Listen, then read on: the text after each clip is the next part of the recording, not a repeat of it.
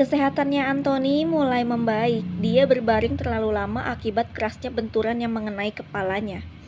Andre kabarnya pergi ke luar negeri untuk mengurusi bisnisnya. Anthony juga belum diperkenankan untuk bekerja terlalu keras. Jadi dia hanya mengerjakan pekerjaan di rumah saja. Anthony kehilangan sebagian memorinya. Dia sulit mengingat keadaan. Dengan itu, maka kesempatan besar Fonny untuk menguasai harta Anthony. "Duduk di sini saja," ucap Fonny. Anthony duduk di tempat tidurnya. Dia masih terdiam tanpa kata. Fonny membawakan minuman untuk Anthony. "Sayang, asal kamu tahu, kita tuh harusnya segera menikah. Tapi karena kamu kecelakaan lalu lintas, akhirnya pernikahan kita diundur sampai beberapa bulan," ucap Fonny. "Oh, jadi kita akan menikah. Maaf kalau aku agak lupa," ucap Anthony. "Iya, aku sedikit kesal sama kamu. Ternyata kamu bukan orang yang hati-hati dalam berkendara," ucap Fonny. Tiba-tiba Fonny merasakan mual. Dia terus-menerus ke kamar mandi. Dia juga tidak fokus merawat Anthony karena kondisinya. "Kamu kenapa? Apakah kamu hamil?" tanya Anthony. "Sepertinya bukan," ucap Fonny. "Gak mungkin kalau kamu gak hamil. Seingatku kamu sempat bayi tabung kan?" tanya Anthony. Pertanyaan itu seakan mengancam Fonny karena proses bayi tabungnya tidak berhasil. Nenek Kumal yang ditolong oleh Rani adalah Nenek Bonita. Kini mereka tinggal di gubuk yang kumuh, apalagi Rani hanya bekerja sebagai karyawan freelance yang tak seberapa gajinya. Nenek Bonita yang sehari-harinya hanya memungut botol minuman, selalu berangan-angan untuk bisa pulang ke rumahnya. Dia bercerita pada Rani kalau cucunya bernama Anthony. Dia juga tidak mau kalau Anthony sampai menikah dengan Fonny. Dia tahu tabiat seorang Fonny. Makanya dia mengalah dan tak pulang. Karena sang nenek takut Anthony dicelakai jika dirinya ikut campur urusan Anthony. Rani terkaget kalau kini yang tinggal bersama dirinya adalah nenek dari sang bos. "Kalau saja nenek tahu kalau aku sedang mengandung anak dari Anthony," batin Rani. "Ran, barusan tetangga mengajak kita mungut gelas plastik bekas minuman di acara pernikahan orang," ajak Nenek Bonita. "Aku takut gak kuat, Nek. Perut Rani mulai berat," ucap Rani.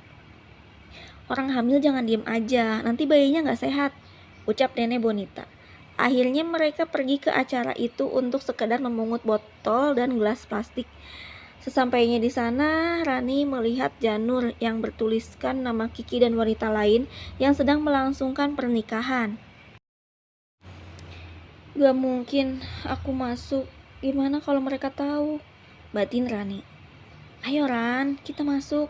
Biasanya jam segini-gini sampahnya banyak," ucap Nenek Bonita. "Nek, aku gak mau," ucap Rani ketakutan. Namun nenek tetap memaksa hingga akhirnya mereka masuk. Rani menyembunyikan wajah dan selalu membuang muka. Dia sibuk mencari sampah plastik bersama Nenek Bonita. Rani menahan air matanya, sakit hati melihat Kiki yang melaksanakan pernikahan dengan wanita lain. Nenek Bonita yang tak mau kehabisan botol plastik akhirnya memberanikan diri memungut sampah agak depan hingga mendekati pelaminan pengantin.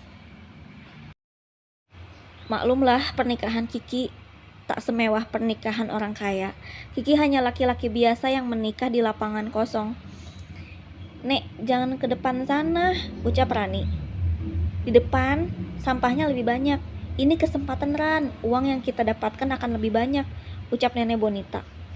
Rani terpaksa menemani Nenek Bonita sambil menundukkan wajah.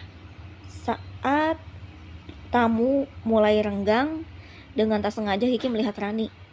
Kiki meneriaki Rani dan mengusirnya dari acara pernikahan. Nenek Bonita dan Rani akhirnya keluar dari acara itu. Sampah, botol, dan gelas plastik pun berhamburan. "Nek, maafin aku ya. Udah bikin nenek kecewa," ucap Rani.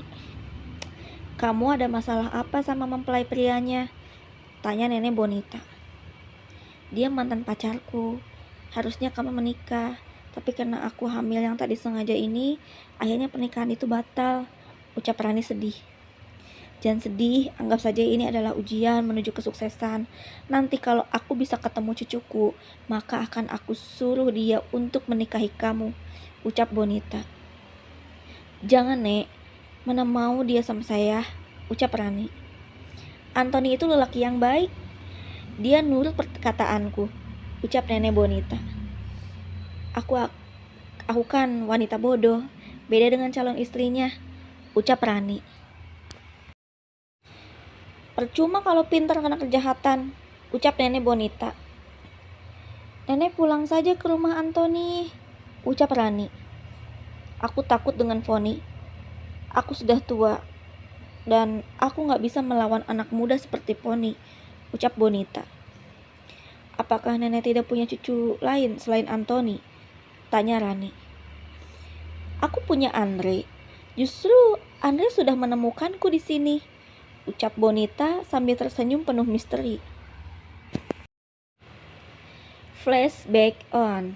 Saat itu Andre membagikan selebaran kertas di mana kertas itu bertuliskan mencari nenek Bonita yang hilang. Tak lama ada yang menghubungi Andre dan mendapati nenek Bonita yang sedang mengemis. Andre yang telah bertemu dengan nenek Bonita malah tidak mengajaknya pulang. Andre sengaja menyembunyikan neneknya karena untuk menghindari kelicikan Foni. Andre baru sadar kalau nenek Bonita diculik oleh Foni dan dihilangkan agar tak mengganggu Foni. Flashback off. Jadi nenek disembunyikan di sini? Tanya Rani. Iya, makanya nenek rasa nenek lebih tenang di sini, walaupun rasanya nenek ingin pulang ke rumah, ucap nenek Bonita. Ran, kamu gak mau pulang untuk menemui ibumu? Tanya nenek Bonita.